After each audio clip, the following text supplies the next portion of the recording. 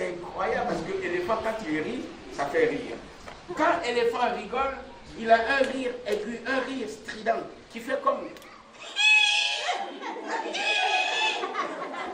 C'est incroyable.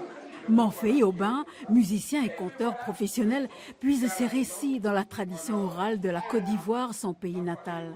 Chez lui, l'univers du conte est peuplé de personnages loyaux et sournois, candides et astucieux, avec toujours omniprésent le surnaturel qui fait oublier les murs de la raison et ouvrir la porte de l'imaginaire.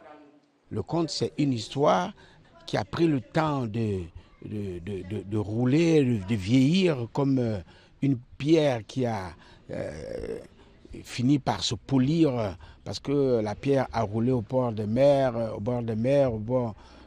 Donc le conte, c'est ça, c'est une histoire qui est née un certain jour, sortie certainement de la bouche de quelqu'un, quelqu'un d'autre l'a repris.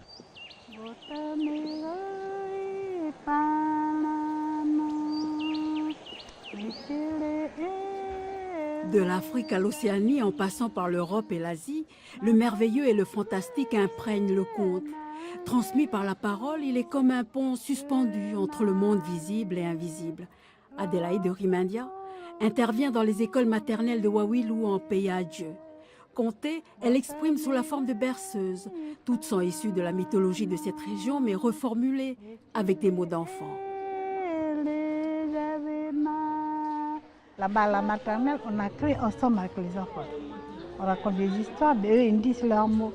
Voilà, en français, puis on leur apprend à dire en indien. Puis on écoute. C'est que eux, ils disent les enfants, c'est pas nous. Ce troisième festival international est l'occasion de mettre l'accent sur la dimension universelle du conte ainsi que sa diversité. Ici, la tradition orale kanak regorge de ces récits qui ont une double fonction, celle de divertir et de transmettre des valeurs.